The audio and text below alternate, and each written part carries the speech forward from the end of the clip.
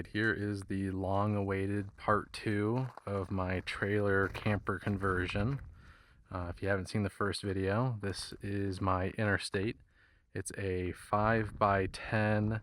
It's the Load Runner series, so it's got a drop axle. Moving inside, so pretty much where we left off is I went through the entire trailer. All this metal was just bare steel, and it was starting to get some corrosion on it. So I went through the whole trailer with some matte black spray paint, like the Rust-Oleum stuff. And I hit every single piece of metal I could see, including this front stuff. But yeah, I had to pull off all the wood paneling and go through and cover it. I already got the door back on, but the door was the worst. If you guys have a trailer and you're gonna start, touching it up, definitely take apart the door first. The bottom of mine had a lot of rust starting to form at the bottom. So I'm gonna end up taking that off here in a second to put some insulation, so I'll show you then. But today, finally, I know it's been a while since my last video, but it's because it took a while to, have some money to blow on some styrofoam. So this is, here's the brand. This seems to be what people go with when they're doing like a camper conversion or like a travel trailer installation. This is going to be a 1-inch thick.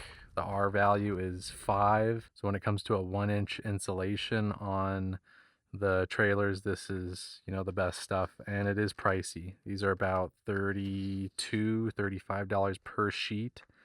Luckily, I think I only am going to need 4 sheets for this whole trailer, since I don't think I'm gonna need much for like the front. There's not really much space there for insulation, but we'll see. I may need 1 more sheet, but we'll just have to put it in and see where we are.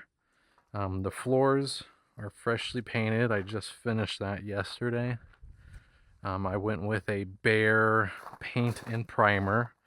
I forget what color this is, but once I find it, I'll show it here. It's kind of like a dark chocolatey brown.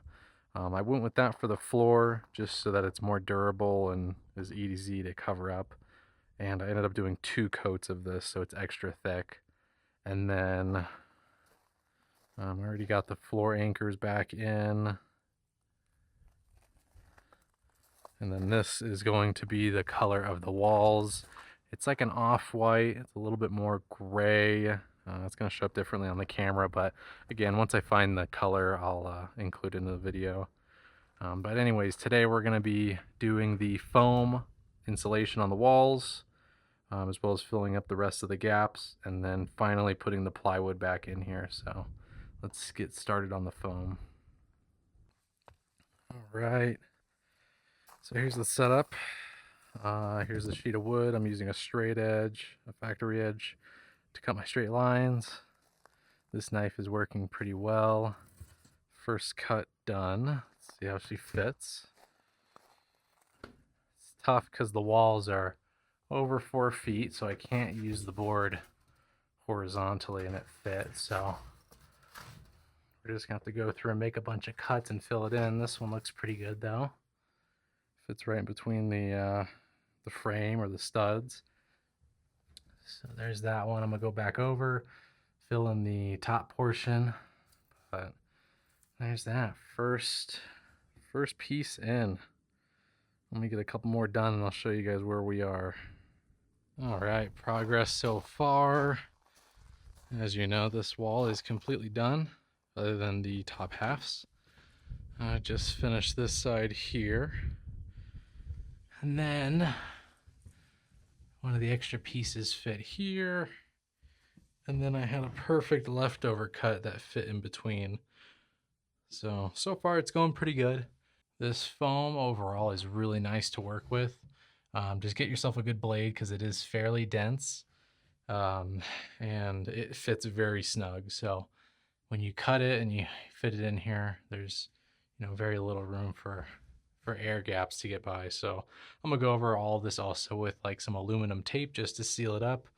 But I'm gonna start to finish the top halves and then try to finish the front here. And again, this only used about 1.5 boards, so I still have 2 full sheets left and some scraps. So let's see how far that gets us. All right, so we're finally nearing the end. I had to take a break because it was getting quite hot in here. But this is how it looks so far. Just about got everything done in here. It starts getting pretty hard to cut the smaller pieces. So definitely invest in a good razor. Got the front all finished up. Got the edges curved so it fits in nice and well. Here's that.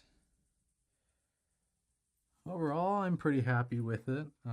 Like I said, it gets pretty hard to cut when you're trying to do smaller pieces, but you know, with some leftover cuts, I was able to fill these gaps. I'm also going to go over like stuff like this plate here. I can't get foam in that, so I have some spray foam in a can, so I'm going to go ahead and fill those voids, as well as like the bottom there. There's some gaps there where I just can't get foam into, so I'm going to go around with can spray foam and finish all that up, and then we'll put the wood back on, and we should be just about done when it comes to insulation. So I got the wires ready to go. But yeah, overall I'm pretty happy with it so far.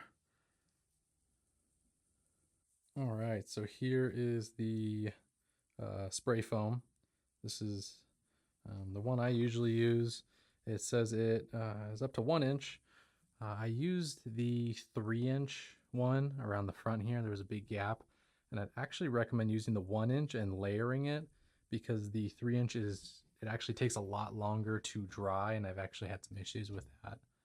But here we're gonna go around with the 1 inch. I want to show you guys, if you haven't used this stuff before, definitely put on a pair of gloves. But I'm just gonna shoot it down here into this crack, and hopefully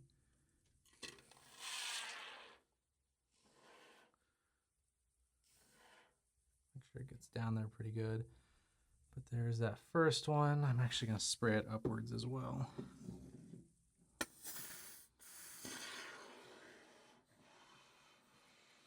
Okay, there we go.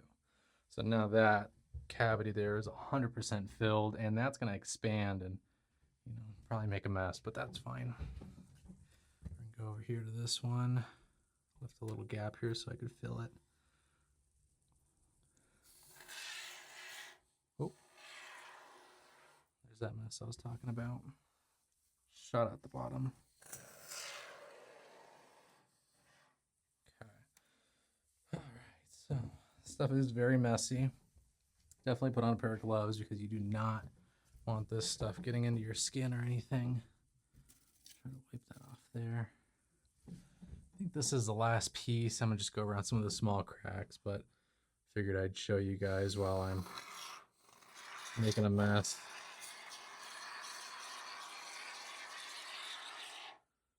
It's like whipped cream, just you don't want to eat it.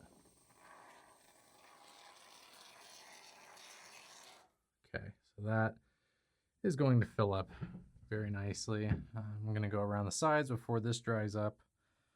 But let me know what you guys think. Okay, so this is just a few hours after spraying. You can see this stuff sets up pretty quickly. It'll keep expanding, you know, for, I don't know, maybe 30 minutes or something. So you definitely want to give it time to expand, but definitely know that that's filled now. I did some of the floor here, and then up top, this was just a difficult spot to get foam in. So I sprayed this as well, and I'll go over everything and clean it up. Once it dries, it turns into a solid, so it's really easy to trim. This is another big spot. The whole floor down here, I just couldn't get the foam down in there, so that's all filled in.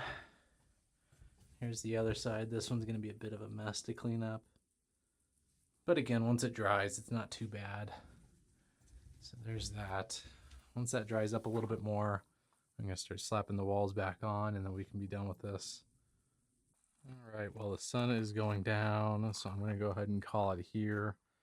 I was able to get some of the walls up. It was pretty hard because the wood was really warped. I'm going to end up probably getting new wood and do this thing over again, the walls at least. But this is how it looks so far. I like the colors. Not a huge fan of that gap. I don't know why they build them like this. Got the light wired back up. This was a mess, by the way. I don't know if it was because it was too hot or what happened, but the spray foam just turned into a liquid. It just started dripping down and making a mess. So that was really annoying, but I still have a couple more pieces I have to find. I have some corners for the metal corners here. All right, so we're a few months later from when I did the walls. What I'm going to end up doing is actually pulling off all this wood just because I don't like the gaps and how warped it is. So I'm going to be pulling off all the wood, and I'm going to be doing some sort of like RV paneling. So in the next video, that's what I'm going to be doing, pulling off the walls, doing the new paneling on there, and then I'm going to add a window onto this side, and then hopefully another window on the back here, as well as I'm hopefully going to get some cabinets for the front here in the next couple of weeks. So super bummed that this video kind of got dragged on and it wasn't super exciting, but the next one I'm going to actually start moving some stuff in and making this look like a little camper. So stay tuned for that. If you guys have any questions, leave them down below. Also, one question for you guys, if anybody knows this. There are these like 4 square style screws on the floor of this trailer. I can't find anything for what screw would fit that. So if you guys know what that is, please let me know in the comments.